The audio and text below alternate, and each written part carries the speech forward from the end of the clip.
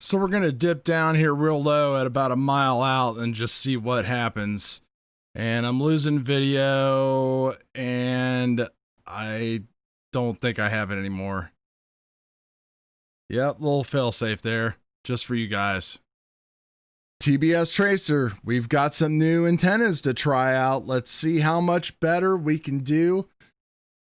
If you can actually make this any better. Coming up next on the channel.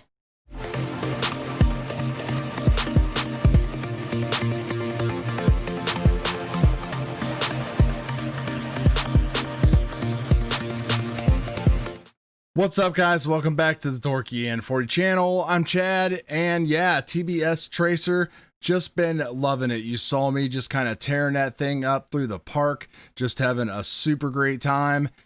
No problems with video, no problems with control. I was inside my car, it was cold. Granted, I could do this stuff with CROSSFIRE, but of course everybody wants to know how the Tracer performs. And honestly, it's performed, I think, just as good, if not better. I mean, we'll say better because it's not throttling. It's staying at that 250 hertz the whole time. Anywhere would I would want to fly. Take a look at this video right here. This was from a long range flight that I did the other day. I was going to make a video about it, but it was windy outside. The audio turned out bad, but you know, here we are out about a mile. Probably could have kept it a little bit lower. Had a little bit of problems because of the antennas blocking the carbon on these big ones. I'll show you what I'm talking about on the bench, what I mean. And, you know, we're going to go and test out all these different new antennas in this configuration today. So let's take a look at this stuff up on the bench here real quick. So what you can see here, we got the 4Ride hooked up with these longer loaded dipole antennas, which I think are going to work out a lot better than these mini Immortal T's. I really like these. I understand for a racing build how they would kind of fit in and everything would just kind of work, but for like your regular freestyle type of thing, it kind of is hard to mount. They're a little bit shorter, as you can see. I kind of got like the Mr. Steel thing going on here with mine, with one coming out of the back, one going on the top here. And the 4Ride, as you can see, is a super skinny frame. When you have a 5-inch frame that's a lot thicker, these really get obstructed a lot by the carbon and the battery and everything else. So I think that definitely will affect range quite a bit, even though I've been able to fly this thing wherever and whenever I wanted to, as you've seen in the park video that I played. But I think this is going to be a lot better. We're going to test that out. The other thing that we're going to test out is Peter the Penetrator. Now, I had one of these on one of my Tyrannuses years ago. I never thought that I would be picking up one of these things again.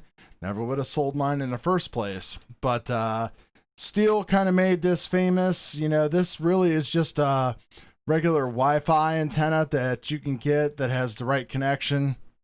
I think it's a 2.5 dB, so it should help us out with a little bit more range penetration. You know, we'll see. None of these things have been an issue for me with Tracer or with CROSSFIRE, but we'll see how much better this does with Tracer. And we'll go outside and test all this stuff out right now. 4Ride, Peter the Penetrator, and we're going to do a live flight out there.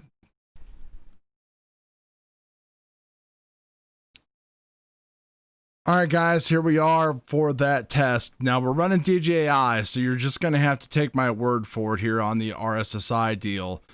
My RSSI for this entire flight was pretty much between 99, 74, maybe I dipped down to 44 a couple times.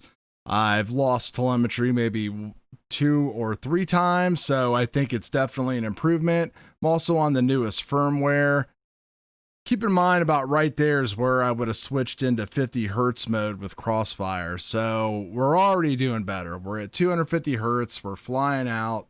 We're doing our thing, all that kind of stuff.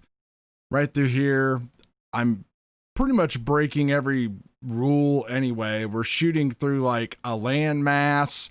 DJI will start to struggle when I get back behind these trees a little bit. It's kind of my limiting factor. Before I changed the antennas out, I would get constant telemetry warnings at this area, but I actually only got once when I came out of the other side here. So that wasn't too bad. Kind of pan around here and just show you all the stuff that I'm shooting through right over there underneath the sun. So I pretty much proceeded to fly back to the back corner here. Again, 99, 94, 74, no problems at all with signal strength or anything like that. 100 milliwatts, running dynamic power, but it pretty much switches to 100 milliwatts right off the bat anyway, so it's not that big of a deal. We'll go ahead and cut a little bit of this out here. So at this point I decide, well, let's just go ahead and push it out to the mile. I've already been out here with the previous craft, not had any problems. Definitely didn't see any problems out here at all until I decided just to see how far I could push it. And, you know, you saw at the beginning of video, we ended up with a failsafe. You know, the antennas are pointing, one of them is pointing away from me, one of them's kind of at an angle. So, you know, polarization isn't like optimal when I decided to like go down behind those trees. And again, I was breaking pretty much every law of FPV flying when it comes to don't fly behind land masses and try to fly like 20 or 30 feet above the ground. And that's why we fail-safed. Luckily, we've got good road access, so I just drove down the road to where I dropped. Didn't even get any dirt on the thing because it's pretty much a solid field right now. Didn't bend a prop, didn't do anything, and just flew myself back to the car here. From the car, was able to pick up video and telemetry. Telemetry and the RF signal didn't pick up until I got really close. I've kind of done the same thing with CROSSFIRE before testing stuff, and it's picked up a little bit better. Just that longer wavelength just does that kind of stuff for you. So no big deal. We just grab it and just keep on going. So what can we conclude from this video? I think the antennas and Peter the Penetrator make a really big of a difference when you are flying around yourself. But of course, when you go long range and you fly 20 feet off the ground and you're trying to shoot through multiple tree layers, you're probably not going to be able to solve that problem no matter what you have. Maybe CROSSFIRE could have kept a hold of it with the longer wavelength, would have traveled through that stuff a little better. But, you know, I just pushed it just to push it and see what would happen because I knew I could get to it. So that's why I just kept going lower, real slow. So anyway, I think it's worth buying those antennas. If you're not building a racing drone, I would definitely get those things up and maybe ditch those little mini Immortal T's. If you don't have good access, I definitely wouldn't have been as confident flying my 5-inch like this because I've already done that with that mile out and was having a lot more issues with that because when you turn around, everything was completely blocked by the carbon. So maybe run the dipoles. Peter the Penetrator, we'll see. I think he does a little bit better. I'll put the other old antenna on there and fly around a little bit and see what the big deal is. It worked well with the Tyrannus. No reason why it should not work well for this. And for 20 bucks, you know, what the heck? We might as well try it. So anyway, guys, let me know if you have any questions. Thanks a lot. We'll talk to you later.